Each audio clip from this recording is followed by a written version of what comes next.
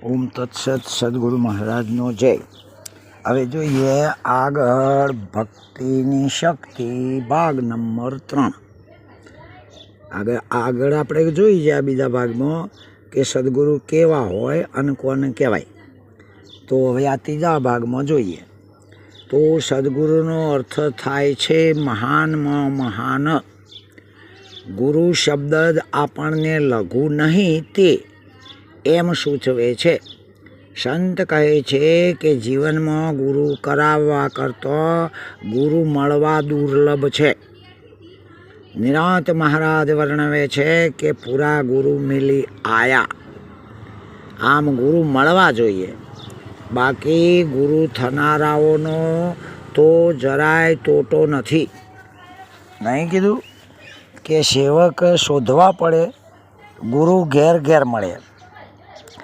એટલે કે જે થાય તે ગુરુ નથી.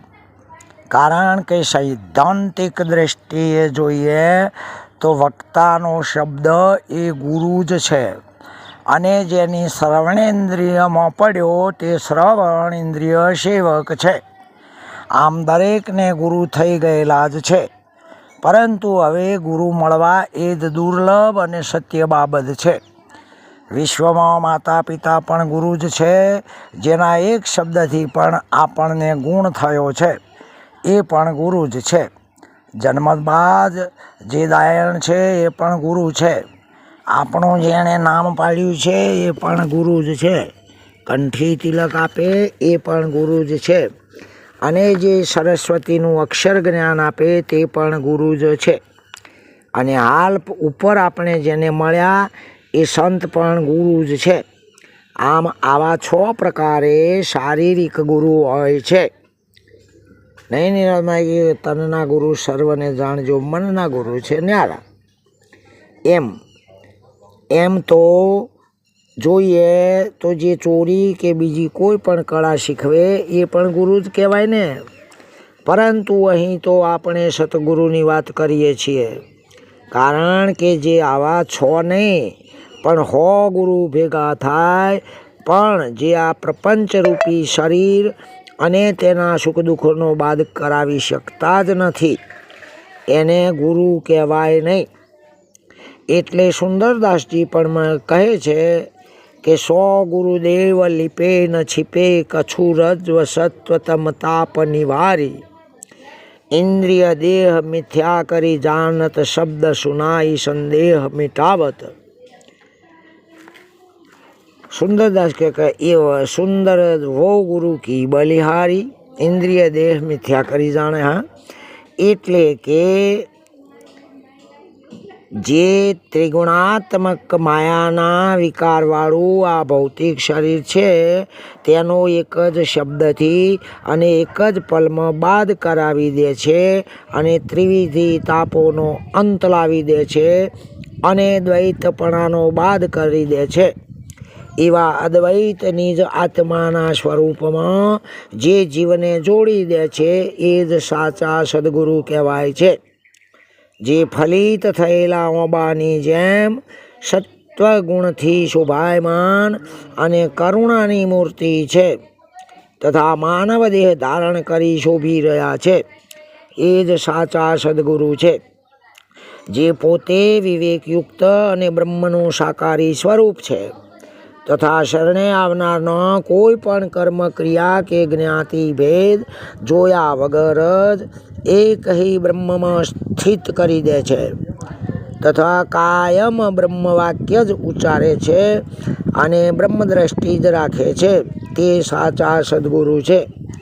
જીવોના ભટકતા મનને સર્વ વિષયોથી અટકાવી આત્મ સ્વરૂપ બતાવી દેતો વાર નથી લાગતી, એ જ સાચા સદગુરુ કહેવાય છે.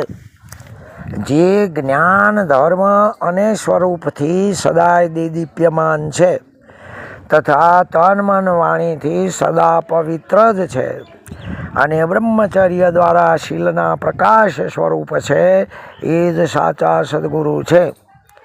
જેણે સર્વ બાબતો ઉપર દિગ્વિજય મેળવ્યો છે અને ઈચ્છા માત્રથી જ બ્રહ્માદિ જેવા સર્વલોક ઉત્પન્ન કરી શકે છે, તથા સર્વદેવ તથા સર્વ મુક્તિ જેના ચરણમાં છે એ જ સાચા સદગુરુ છે.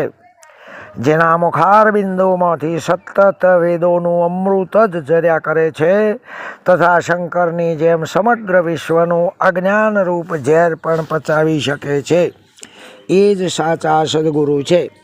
સેવકના મનવાંછિત ફળના જે પ્રદાતા છે અને રજે રજ વાત પણ જેનાથી કશી જ અશક્ય કે અજાણી નથી જ એ જ સાચા સદગુરુ છે. જે કોઈ પણ વાતે ચલિત થતા જ નથી તથા દ્વૈત દ્રષ્ટિ કદાપી પણ ધારણ જ કરતા નથી અને સુસ્વચ્છ તથા ઉજ્જવળ જેનું જીવન અને વર્તમાન છે એ જ સાચા સદગુરુ છે. જેમ પાણીના તળિયે મૂકેલી માટલીમાં અંદર અને બહાર પાણી જ છે એમ જિજ્ઞાસુને અદ્વૈત પરમાત્મામાં અને પરમાત્માને જિજ્ઞાસુમાં આમ અરસપરસ સભર નિરંતર ભરી દે છે એ જ સાચા સદગુરુ છે. જે સમગ્ર પ્રાખંડ તથા દ્વૈત મતોનું ખંડન કરી શકે છે તથા સર્વ પ્રકારની વિદ્યાઓના તીર્થ સ્વરૂપ છે અને જેના પહેલાં હાલ કે પછી પણ બીજું કોઈ મહાન નથી પરંતુ જે પોતે જ અનંતરૂપ થાય છે એ જ સાચા સદગુરુ છે.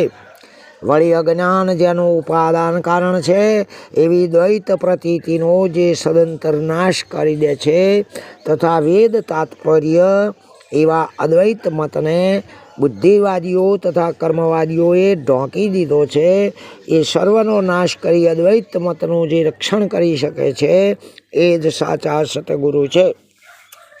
એક ઉત્તમ પરબ્રહ્મમાં જ જેને પ્રીતિ છે તથા જે જન્મ મરણ રહિત છે અને વળી જે સર્વ પુરુષોમાં પણ ઉત્તમ અને કામદેવને પણ શરમાવે એવા છે એ જ સાચા સદગુરુ છે. જે સતત સમાધિ સ્વરૂપ જ છે વળી જે સર્વ કોઈ પણ સ્વરૂપે પોતે જ છે અથવા તો પોતે કોઈ પણ નથી જ અને જેને કોઈના પાસેથી પણ ઉપદેશ લેવાનું કોઈ જ પ્રયોજન નથી અને જે સર્વને ઉપદેશ કરી શકે છે એ જ સાચા સદગુરુ છે.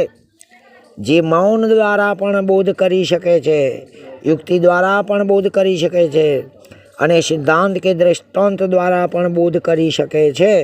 આમ ગમે તે અધિકારીનું કલ્યાણ કરે છે એ જ સાચા સદગુરુ છે.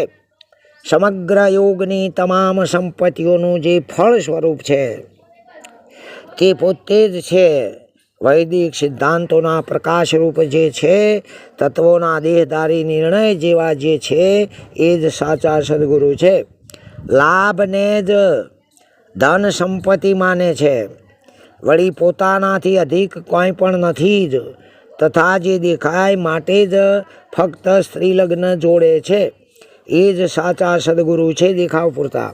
જે સર્વ સંન્યાસીઓમાં ઉત્તમ જેવા છે દુષ્ટોનો અવિનય દૂર કરે છે તથા સજ્જનના સંસાર વેગને શાંત કરે છે એ જ સાચા સદગુરુ છે.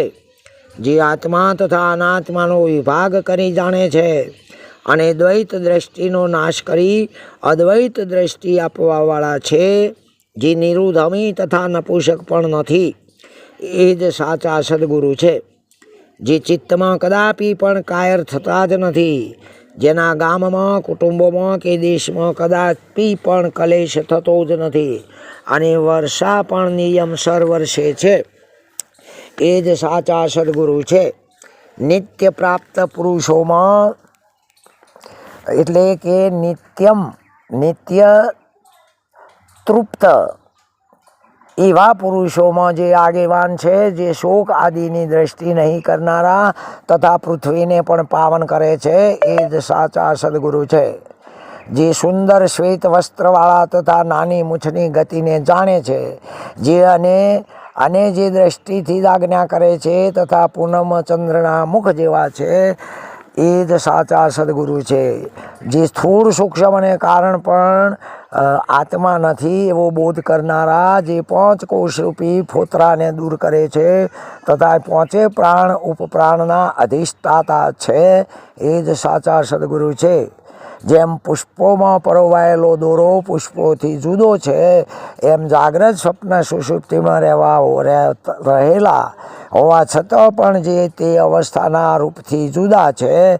જેમ સોનું જ દાગીના થાય છે, એમ પોતે જ સર્વ કોઈ પણ થયા છે.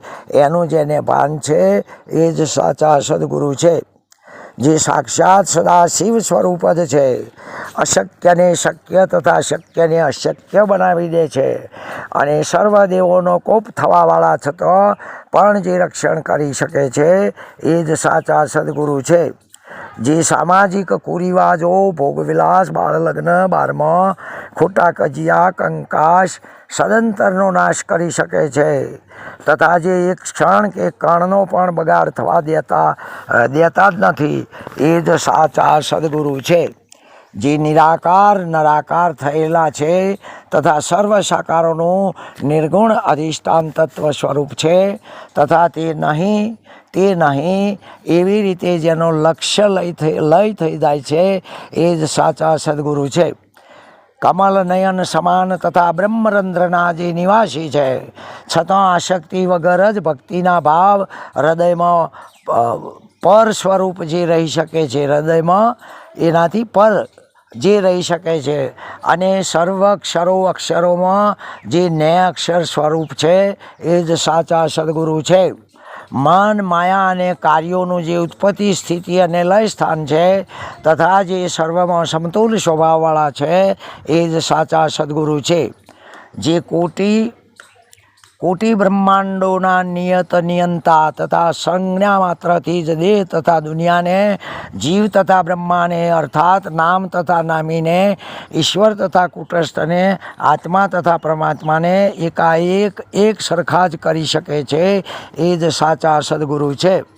જેને દેશ, કાળ કે દિશા અથવા તો કોઈ પણ વસ્તુ બંધન કરી શકતો નથી અને પૃથ્વીની જેમ ગંભીર, ધીરજવાન તથા આકાશની જેમ સ્વચ્છ અને વ્યાપક જ છે, એ જ સાચા સદગુરુ છે. જે જ્યોતિઓને પણ જ્યોતિ સ્વરૂપ છે, મહાનથી મહાન અને સૂક્ષ્મથી પણ અતિ સૂક્ષ્મ છે. સ્વામીઓના પણ સ્વામી છે અને દાસોના પણ દાસ જ છે, એ જ સાચા સદગુરુ છે. હું મારાના બંધ વગરના વિશાળ સમુદ્ર જેવા પ્રશાંત અને ગોગવતા તથા બ્રહ્માંડની એક પણ વસ્તુ જેના તોલે આવી શકે જ નહીં, એ જ સાચા સદગુરુ છે.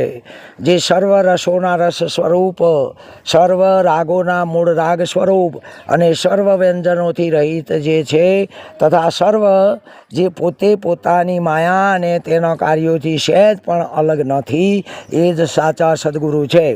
આવા સદગુરુનો પરિચય સાચા સંત સિવાય થવો મુશ્કેલ છે. જેના જીવનમાં પોતે મનુષ્ય થઈ સંત અને સદગુરુનો સથવારો હોય છે, ખરેખર તેની જ ભક્તિ સાચી છે. આ ત્રણેયનો સમન્વય જે છે, જેથી ધર્મ, અર્થ, કામ અને મોક્ષ સર્વ પુરુષાર્થની સફળતા થઈ જાય છે.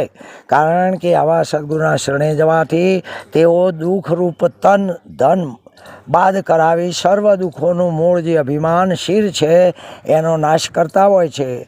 તેઓ જણાવે છે કે અભિમાન એટલે કે પોતે શુદ્ધ અને નિર્લેપ હોવા છતાં પણ કોઈને કોઈ મિથ્યા આરોપ ધારણ કરવો, આ ધારણ કરેલું અભિમાન એ જ આવરણ કહેવાય છે, જે સદાય દુઃખરૂપ જ છે. ઓમ તત્સત. પરમાત્માએ સદગુરુ મહારાજનો જય. ભાગ નંબર 3 પૂરો.